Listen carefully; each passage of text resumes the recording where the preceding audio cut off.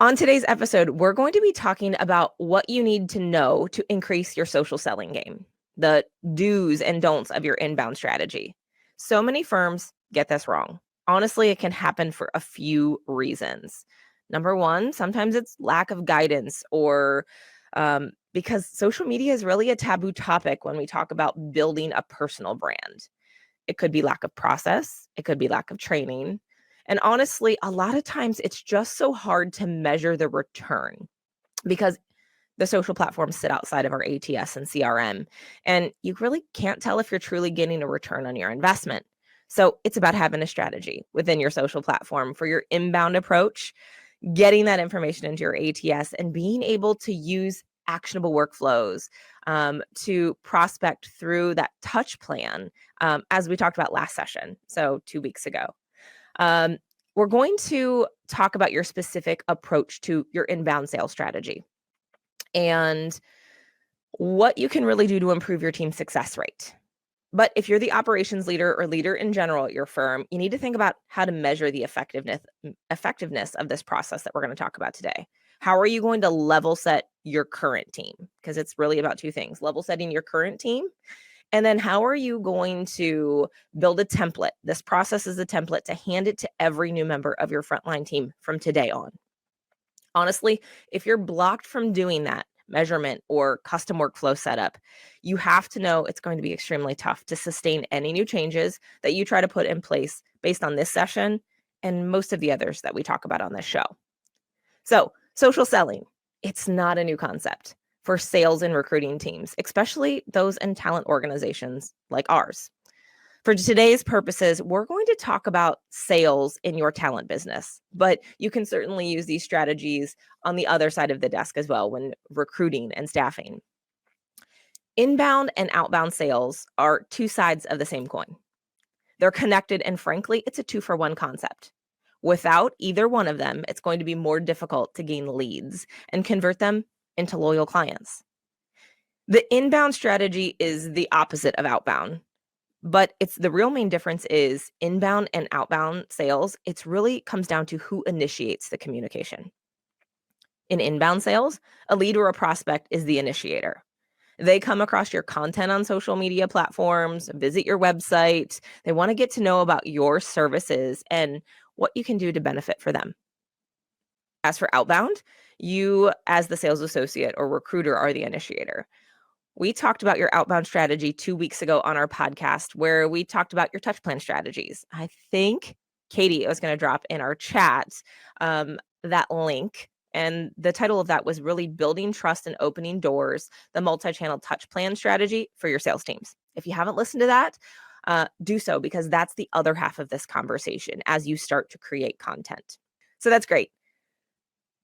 Before we get started, I want to talk about those strategies. What strategies, when we talk about these strategies of inbound and outbound, I want to know what strategies your offices currently use. Do you use outbound strategies that we talked about 2 weeks ago? Do you use inbound strategies? Maybe you use both, or maybe you use neither. So Katie, I think she's going to throw our first poll up here. So you can really tell us where you stand today.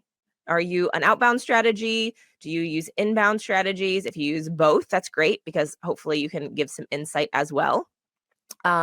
Or maybe you're not sure. Honestly, you may be creating content, maybe doing something on your own, but it's not a recommended practice. So would love to know from you. All right, got a few answers here. We have some that just do the multi-channel touch plan based on outbound strategy. We have some that use both and some that are not sure. We're going to cover all of those today. If you use both, I'm looking forward to your information and your insights in the chat as well as we talk about this. Now that we talk about your inbound strategy today, this is really the way that you're building your brands, whether it's your company brand or your recommended approach to your employees building their own individual brands. Now, it's no secret that people relate to people, not companies. So it should come to no surprise that encouraging your individual team members to use their personal LinkedIn profiles to develop a cadence of connections, content, and interactions is only going to compound the reach of your organization. So we're going to talk about that approach today, but feel free to apply it to your company brands if you need to. I know I've really seen firsthand that most organizations are leaving money on the table, unfortunately, by just failing to teach their teams what's effective when it comes to social approach. Leaders often shy away from telling their employees how to run their social media. But in reality, you just have to say, here's how to be successful in our industry as you're training somebody, which you already do. But this is what it takes to amplify your strategy using social media. The members of your team that want to be successful aren't going to look away from this approach. They're going to embrace it and, frankly, could add to its effectiveness. So, the best thing that you can do for your new hires and team, which is what I did for a network of over 200 associates, you can take what you hear today and what you've seen in your industry be successful and put it together for a basic checklist for your teams. Every new hire that came into the network that I was at, where I was head of the learning and development program, went through an introduction to a branding course to learn and understand what they could and should be doing to make them successful in their staffing and recruiting space. Now, it's different for every industry, so take that with a grain of salt. We'll talk about that here in a minute. But for best digestion of this topic of inbound strategy, I want to break it down into 4 different mini topics to tackle this effectively. So we're going to go over the foundation, which is your profile. We're going to talk about the audience in which that you're speaking to. That's your network. We're going to talk about the interaction, which is your approach. How are you engaging with the network that you have currently? And then last but not least, we're going to talk about the messaging. That's the content that you're going to be putting out. That content in turn will turn into that outbound strategy because you're going to have people that are reaching out and interested, and that's going to turn into a touch plan strategy, a sequencing campaign that you're going to continue to go through to gain them as a prospect or a client. So we're going to talk briefly about each one, things you could be doing, things that people are getting wrong, and feel free to put the questions in the chat, and we can cover anything else that you want to know in the AMA at the end of today's session. So first and foremost, let's start with your foundation. Your foundation is your profile. Before you ever start putting out content to an audience, you should do maintenance on your profile. Your company's and individual employees' profiles are that virtual storefront. People no longer are stopping to admire through the storefront windows, right? They're scrolling past your company and your team's post on social media on their downtime, whether it's with their cup of coffee or tea in the mornings, between meetings, on lunch, after the kids are put down, or while they're watching TV. So that brings me to poll number 2. Look at you, Katie. You're on it. Do you have a checklist or training to help the members of your team with their LinkedIn profiles? So that's first and foremost. We're talking about that foundation. Yes, you provide training on LinkedIn's best practices. We give them a checklist, but no training. We don't provide a checklist or training, or you're not sure. Give me your insights. Ooh, I had someone say, yes, they provide training on LinkedIn. That's awesome. Majority of the audience today doesn't provide a checklist or train, and that's okay. We're going to walk through what you can use today to implement in your own office. All right.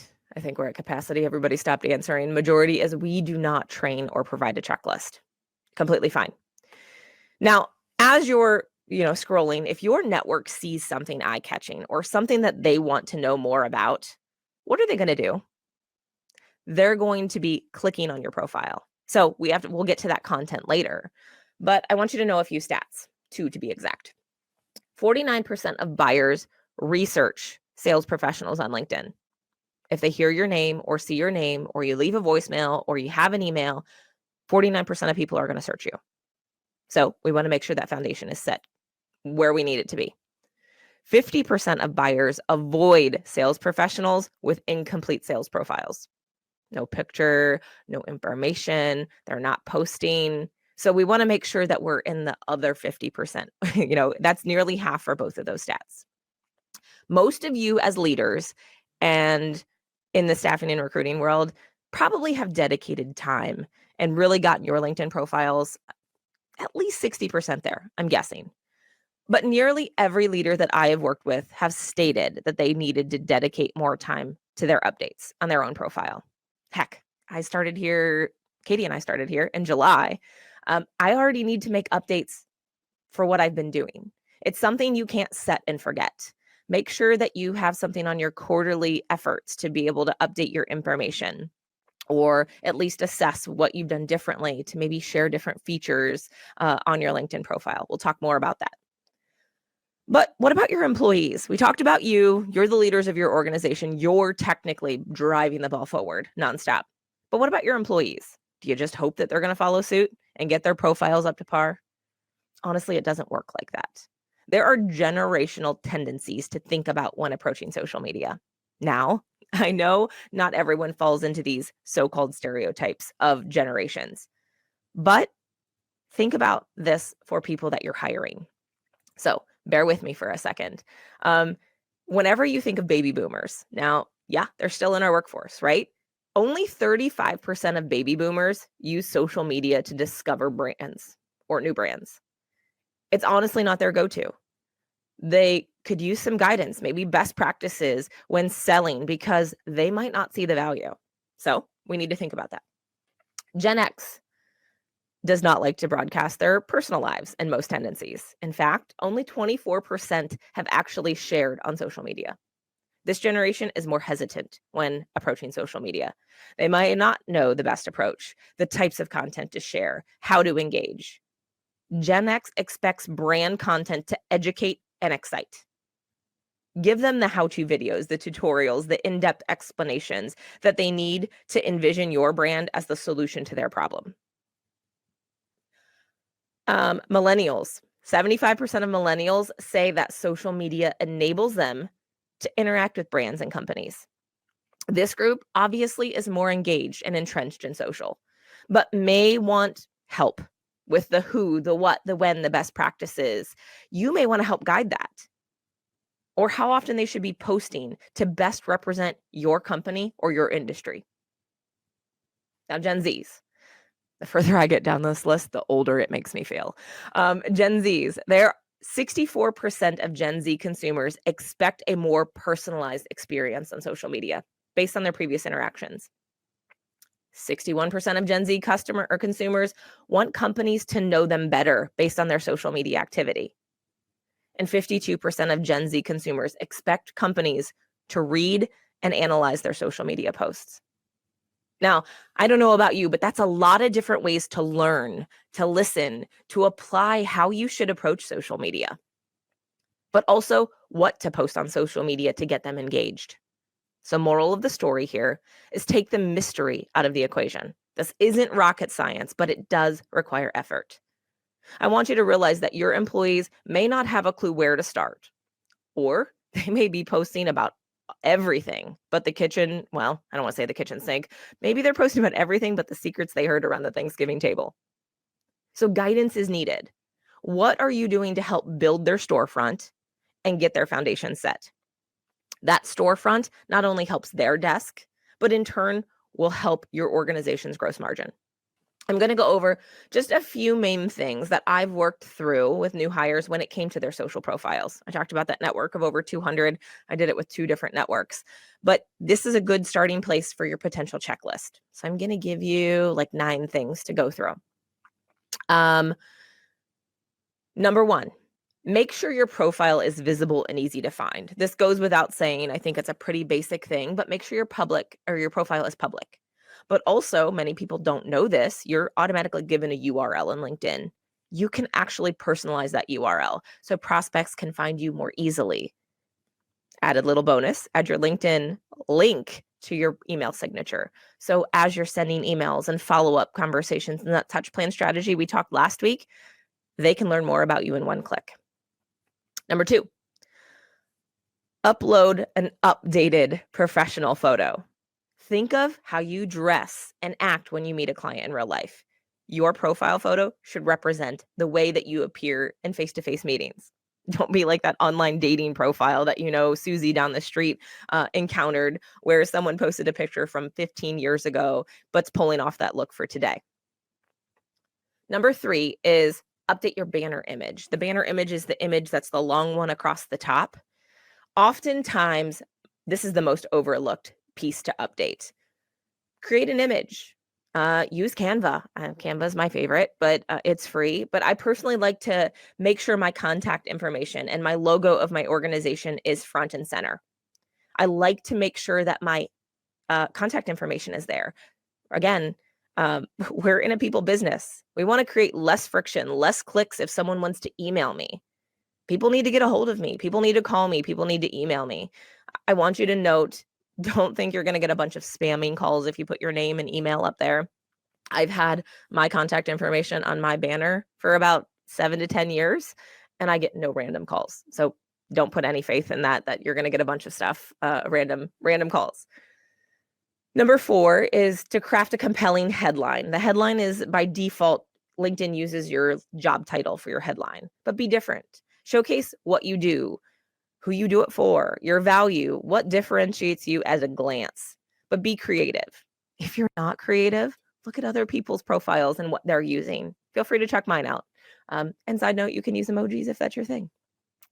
Number 5 goes without saying, your summary. Your summary is your 30-second pitch. Use this space to differentiate yourself from other sales professionals, what you do, how you do it with your clients, how to get in touch with you, and what kind of success that you've actually helped others do. Other organizations, other customers, what have you helped them accomplish? Don't forget to add your contact information here as well. Yes, I know there's the contact information button as well, but if there's one, it's one other place that's only going to help your cause. Now, it does go without saying to add your work experience and details. Oftentimes I see people add their company, but not details of who they are and what they do, what your organization specializes in. Number 7, 8, and 9 are above the grain. It's kind of above and beyond. But number 7 is add feature post. I don't know if anybody knows that you can do this, but featured post, I want you to kind of think of that as your brag book. I don't know how many of you here are maybe Great Recruiter certified or have an NPS score that you want to share. Posts from your organization that really stand out about your culture. Again, it's like your brag book. It's your brief summary so people don't have to scroll through your post to see what's there. Feel free to go look at mine or others to see what they have up there, but that's an easy recommended to show how you work versus just telling people how you work. Number 8 is you can include skills and endorsements. I'm sure everyone here has endorsed somebody else for a skill. Now, it's up to you to put those skills in. You can actually have up to 50 skills, choose what they are through a checklist, find them and add them. So I would recommend you do that within your organization, in your industry. And last but not least, number 9 is ask for recommendations.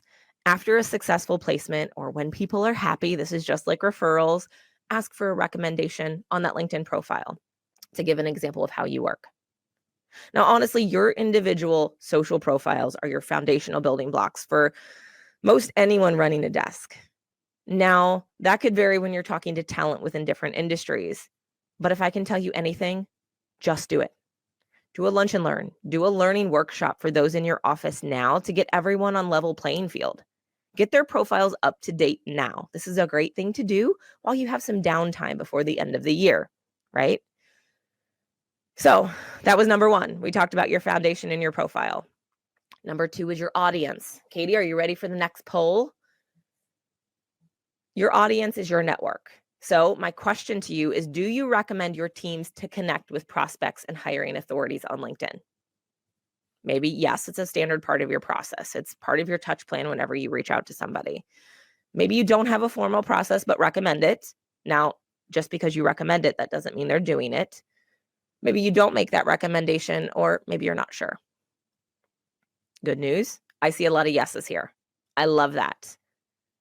So we don't have a formal process, but you recommend it. So that could go along with your checklist or your process whenever you have your campaign or your strategy to be able to connect with someone as you put them in a sequence. But a lot of people say, yeah, it's part of your standard process. I love that. That is amazing. Props to you guys. Now that you have that foundation set, we need to make sure that we're speaking to the right audience. Most of the time, you and I and many other people on this call will have varying audiences, but we really need to make a conscious effort to ensure that our contact has the impact that we want when we start to create it. If we're in recruiting in the IT space, we want to make sure that we're connecting with IT leaders. 10 to 25 of A-level talent that maybe are passive today, but it could change later. Honestly, those A-level players don't look at your LinkedIn postings. If you say, hey, I've got a job opening, they're not actively looking for their next opportunity if they're passive. They're heads down, they're working hard. And when they get their next job, it's through a referral of their own network.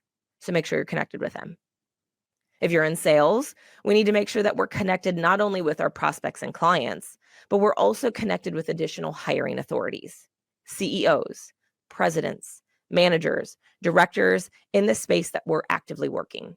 The same goes with clients.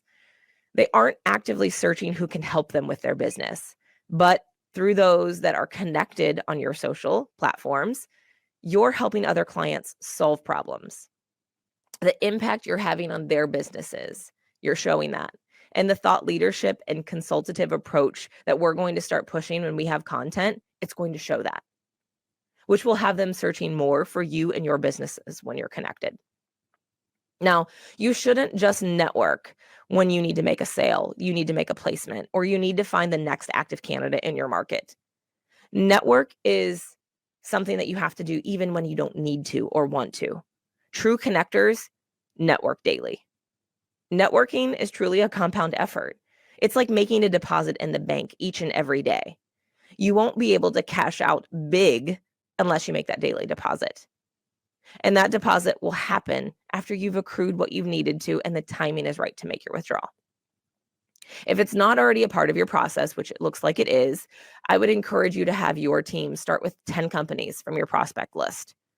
Follow the companies so you're seeing the news and information that they're sharing, but also connect with a minimum of 3 to 5 decision makers within each organization. Honestly, if there are multiple departments, make sure to add those as well. So, rule of thumb, when I was working with new franchise owners and building their network, we would have them add at least 25 names minimum to their database daily. Minimum. I really take the same approach here. You should be connecting with a consistent number of people a day on your social platforms. Me personally, I like to say a minimum of 10 to 25. The caveat is your schedule. You can only send 100 LinkedIn invites a week during that span. So use your time wisely. Me personally, if I know Tuesday's a podcast day, I'm not going to be able to connect with people as much as I do maybe Monday, Wednesday, Thursday, Friday, because it will give you a limit that you've reached that. Beware. I don't know if you've gotten it. I sure have. So during my time in coaching those new franchise associates, this connection process was a part of their daily wrap up and planning for their next day. Either those associates could connect with people in their industry and they could add them into their ATS and CRM based on their call list for the next day, or it was a part of your touch plan strategy that we were adding additional prospects to and hiring authorities based on that network expansion. What I love about connecting prior to a call is I know my call list. Hopefully you guys are planning for your call list the next day at the end of the day before. Great best practice. But you're able to keep your name fresh in their brains and may help your success of return phone calls. The whole key to this one is getting the people into your system, not losing sight of them. Whether it's a part of your prospecting list, your candidate list, don't put them in and lose sight of it. Don't forget to invest weekly to build your network. The more people in your industry that you're connected to or connected with, the more of the right people you'll see interactions with whenever we're interacting, creating content, and really being that consultative associate that we're going to be providing value to. Number 3 is your interaction. It's your approach to your engagement. So, Katie, I think I have a poll here too. Do you recommend your teams to interact or have a suggested number of activities on social platforms daily or weekly? So whenever they have their network, maybe you have a general guideline, but no process. Maybe you don't give a recommended approach. Maybe, honestly, this is one of those taboo subjects because maybe we don't want them working outside of our ATS because we can't measure it. We can't see the return in it. So I see that in a lot of offices. So I see a lot. I see more of we don't give a recommendation or a guideline. Some people aren't sure, but some people do give general guidelines, but no process. So now this is where we're starting to build engagement. So now that your profile is ready to be viewed and you're building the right audience for your messaging, you have to start engaging. One of the easiest pieces of advice that I have heard and used for many years in my coaching was from Joe Mullins. Buffy, it's going to probably sound exactly alike, but he made the task of engaging much more manageable. This really comes down to consistency. So I do recommend dedicating time blocks, 15 to 30 minutes each day, to engage properly. It'll take less time the more frequent you do this. It'll become like a fine-oiled machine. However, I would set a timer. I don't know about you. I need to set a timer to get this task done. But his recommendation is to do 10-4-2 strategy, and I love it. It's easy, it's simple, and it's manageable. So let's start with the 10 and 4. Those are daily tasks. What does that mean? When you need to engage by liking 10 posts, not just 10 posts of anybody, but 10 posts of the audience that you need to engage with, your prospects, your clients, the talent that you're actively recruiting. Honestly, it's the easy part. 10 likes is all. I don't know about you, but I could like things all day long and scroll. The second part is where people have to get out of their comfort zone a bit. It's not hard, but it's where many people start to miss the mark. The 4 is commenting. You need to comment on 4 posts daily. And what I mean by commenting on post, it's a post, an article, a poll of someone that you're trying to do business with that's in your industry. And most specifically, could be on your touch plan. But you want to create some sort of thought-provoking, engaging question, not something basic like great post, nice read, but more along the lines of how are you applying this article to your initiatives for next quarter? Has this insight changed your view of how you approach the industry? Or how are you applying this to your team's delivery? This is direct and to the audience that you're speaking with. But if they don't know who you were prior to this comment, they do now. It's a direct in. Because speaking their language and asking the questions that directly apply to the business and incorporating industry lingo will ensure that person stops and looks at your profile directly. They will understand if you can help their business or could be the door opener that you need for that touch plan strategy or inbound approach that makes them stop and take notice. So only 4 comments a day. I'm not asking for anything crazy. Remember, I said it's manageable. Sales representatives who jump in with reactions and comments and views and shares and messages and respond in a timely manner saw a whopping 9.5 increase in their annual revenue. Who doesn't want an increase by nearly 10%? So we've covered 10 and 4. We need to cover 2, but we're going to cover that in our last section. So that leads us to number 4.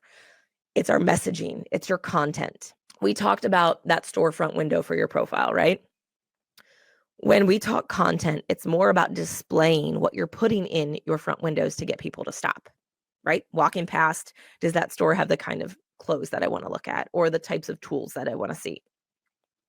Did you know that 90% of B2B buyers will engage with sellers known as thought leaders in your industry? But how does someone know that you're a thought leader?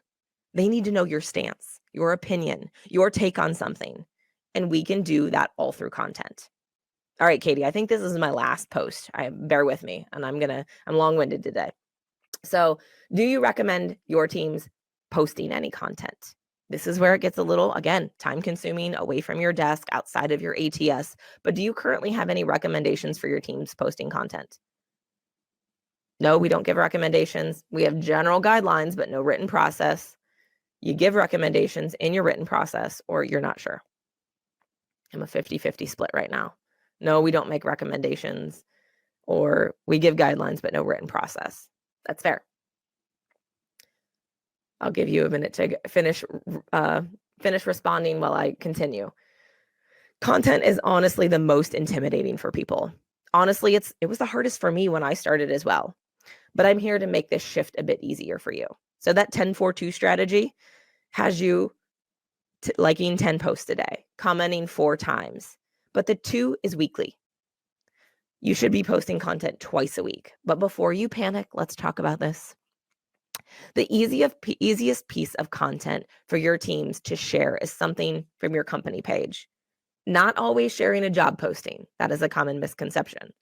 However, if it's not applicable to your audience, they're not going to be interested. They're not going to be engaged. So be cognizant of that. Remember your audience. What are they going to want to see? If you're in sales, they're going to want to see trends, articles about the industry, insights, statistics that will establish you as a thought leader. Does that mean you need to write the content? No. Does that mean you need to write articles and blogs and create videos like I do each Monday for Motivational Monday? No. But you need to be consistent. LinkedIn algorithms depend on your consistency to show more of your network what you're saying. So let's think about content for a minute and how you can post. Anyone a music fan here? Oftentimes when you hear music, you hear it one of three ways: the original artist, the cover band, the DJ. I want you to think content of in this way as well. The original artist is all you, darling. It's your thoughts, your insights, your words, your creation. It's the most time consuming, but oftentimes can pull the biggest engagement and influence depending on your topic. The cover band is someone else's words, but you're taking a take on it, changing it to your voice. This usually is a result of maybe finding something you found insightful, or it's something you are passionate about or agree with and truly hits home for you. But you repurpose that content for your context, like finding an article you like and then creating a video on it, maybe modified version. It takes less time than the original artist, but you can still have a significant impact on your audience. Now, there's the DJ. When you think of the DJ, this is where most of us live on social platforms. I know I do. We take content that we see. We share it with our copy and our thoughts associated with the repost of the image, the article, or the video. This is frankly the easiest and best place to start when you're trying to accomplish 2 posts a week as you get comfortable. Now, note to self, when sharing content, you see something that maybe resonates with you, be sure to add your thoughts. Ask an engaging question about the post. Use a hashtag or the @ and tag the original artist with the content. You can also tag people in the comments of the article. Tag them and mention them that made you think of them based on the conversation you just recently had. Tagging and hashtagging is the best way to expand your audience that you just may not have yet. It's all about starting conversation and building relationships. Now, if you're here for a company brand, it's about having that great story of how your company is impacting the world or how you're labeling yourself as an employer of choice. What are the items that your team is helping build or design? What are they helping sell with the people that you're working with? It's about showcasing a strong culture too. I'm not talking about saying, hey, we have ping pong tables and napping pods and an amazing kitchen, but to show that you genuinely care about one another. The whole team member that becomes successful when you're coming to work at your organization. So, in wrapping up before our AMA, yes, inbound approach to selling does work if you implement a strategy and take the time to build your online relationships with your prospects and customer and talent. This means engaging with their content, providing meaningful insights. That's not a sales pitch. Sharing content that's relevant to their pain points, and so much more. I am super passionate about this topic. It's not just talk. You can go to my personal profile alone and see that. But this approach will only continue to be more relevant in the upcoming year. I don't know about you, but I have seen many articles and trend lists that this is going to be a focus. I hope, if you haven't, that you're working with your teams to use the logistics of their social strategy, not only for sales, but recruiting as well, if that's applicable. All right, Katie, I went a few minutes longer. I'm getting raspier by the minute. Did we get any questions in our AMA? We did get some questions. Awesome. I love questions. Yes. John had a question too, but John, I'll let you tell me if you want to come on stage or not. In the meantime, I will ask. So the first question comes in anonymously. Okay. And I think it kind of links back to our podcast from 2 weeks ago. Do you have any good messaging for cold LinkedIn connection invites? Yes. You can go back and listen to last week. We actually have a downloadable ebook. I don't know if Katie is quick enough to be able to put that in here now, but it is in the podcast notes from the show notes from the last episode. But my personal favorite, I'm going to tell you what I do. And this is what I do actively today. When I reach out to connect with somebody, I just say that, I'm actively in your industry. I'm connecting with fellow staffing and recruiting leaders, and I would love to network and connect for future purposes. I'm not selling. I'm not using anything. I am literally just connecting with like-minded people. I will be honest with you.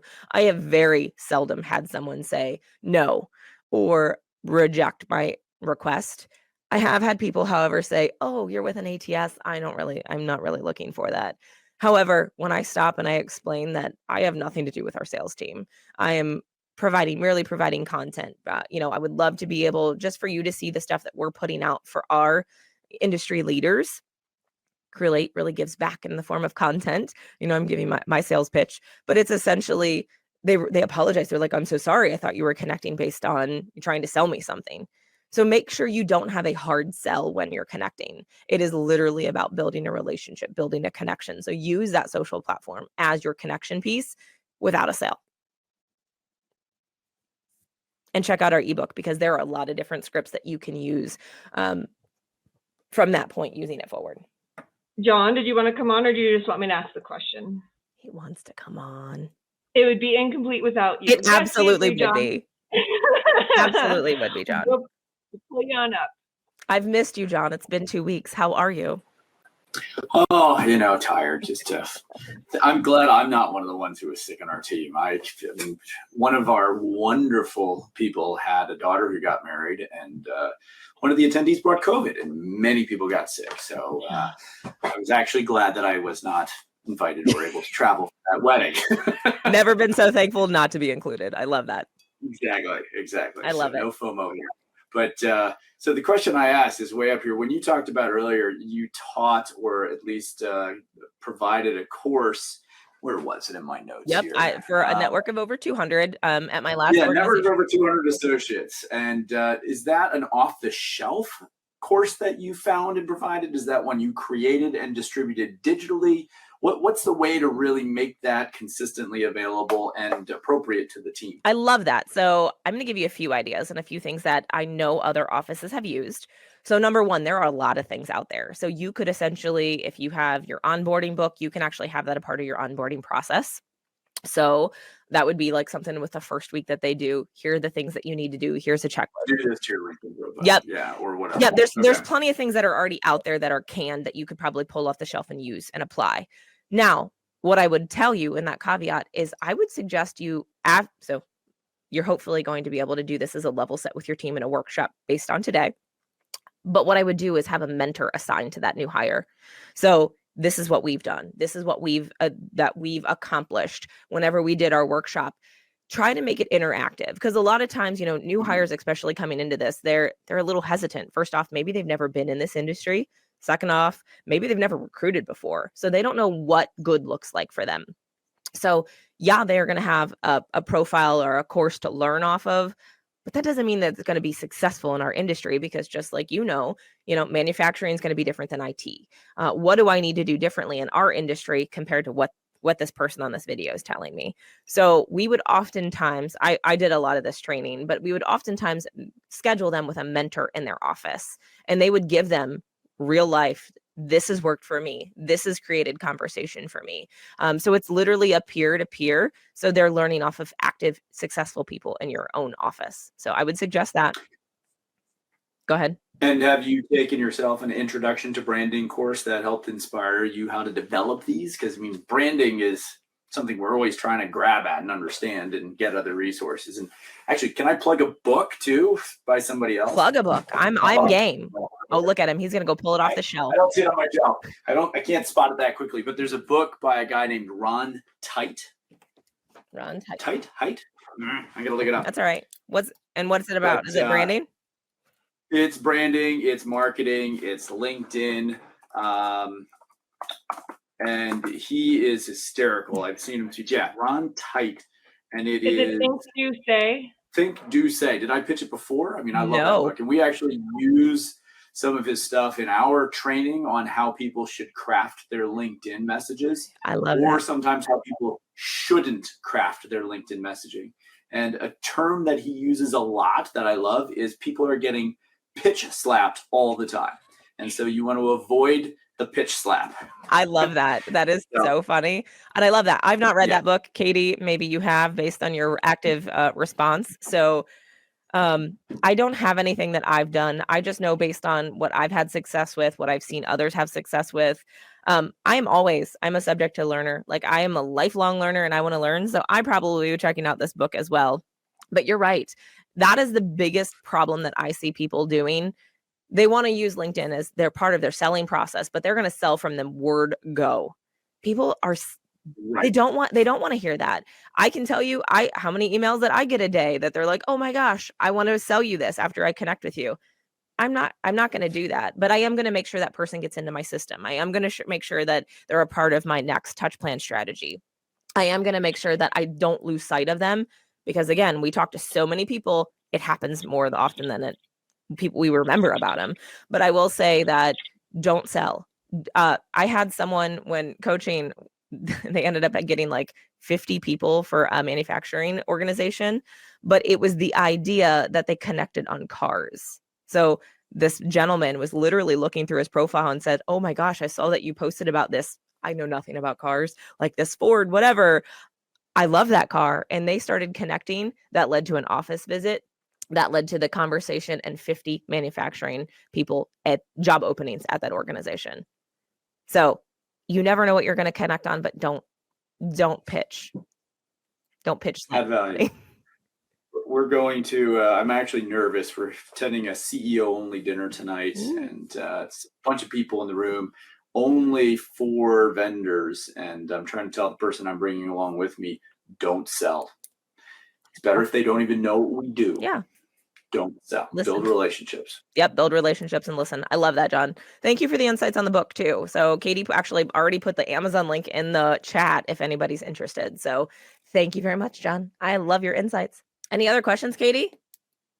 So, Court, actually, we had like 4 or 5 requests in the chat for us to turn this into an ebook. So we do actually have something in the works, obviously. It'll drop when the podcast drops next Thursday. So for the 4 or 5 of you who requested that information, I'll be sure to send it out to those who attended today's live session. And then it'll also be linked in the show podcast notes when the episode drops next Thursday also. That was kind of a fairly light question day today, but that's all I've got from the audience. So I'm going to hop off stage and let you wrap up. I love that. And there's another person that would love the ebook. So that's great. I can't wait. Those are exciting things and easy things that you can apply with your team frequently. Again, use that as a workshop to level set your teams today and use it for all new coming people into your organization going forward. Now, in closing, remember, developing your inbound strategy to social selling is just as important as the touch plan strategy that we talked about 2 weeks ago. Remember, same side of the coin. Yeah, that wasn't very smooth. But with proper foundational work and consistency to the right audience, it's going to establish you as a thought leader. It's going to bring your prospects, your clients, for looking for more insights from you in the industry. Leaders, I will say this till I'm blue in the face. It starts with you.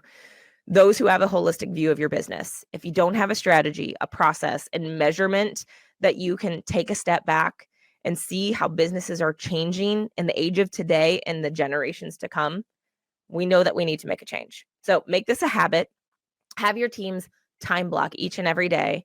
Use your foundations from today to build a list, look for an ebook, start adding people to your network daily. So, right, we're going to start with our profile. Let's make it small and manageable. Have your teams work on their profiles today, the next few weeks. Start adding people to your network daily. Start the 10 and 4 in the month of January. So liking and commenting. And then don't start content until February. Let's work on baby steps. So start small, keep it tangible and measurable to make sure that you can measure the success of your efforts and that your teams are putting in. And ensure the data is getting into your systems. Make sure that your teams are entering the lead source of the location from the prospects, where they're coming from. Is there efforts from LinkedIn? With recruiting, are you finding candidates from TikTok? That's a thing these days. Believe it or not, that these platforms are changing our industries as we speak today. Don't be behind the curve. Make sure the data is in your system. Your teams deserve to know what good looks like, and your strategy starts now with your social platforms. It'll only accelerate their success and increase your cash in as an organization. Now, we only have one live event left for the rest of 2022. Can you believe that? That's weird to say. I would love for you to join us on December 13th when our own Sarah Gossin is going to join me, and we're going to talk about redeployment for your organizations. I cannot wait for this topic. It's going to be a great unlock for teams. So there'll be an AMA at the end. Be sure to join us. But I also want to let you in on a little secret. Katie, I hope I'm allowed to say this, but I want you to be on the lookout for a new series that we're launching. It's called Industry Spotlight, where we're going to be talking with top leaders and influencers who are shaping the talent industry. In this series, we're going to be shining lights on popular trends, the latest news, stories that really laid the groundwork for their success. And those will start dropping on the 15th of December and once a month from that point forward. So if you found value in the episode or any other live events, please tell one person and personally invite them to our next live session, or even share our podcast with them. It would really mean so much to me.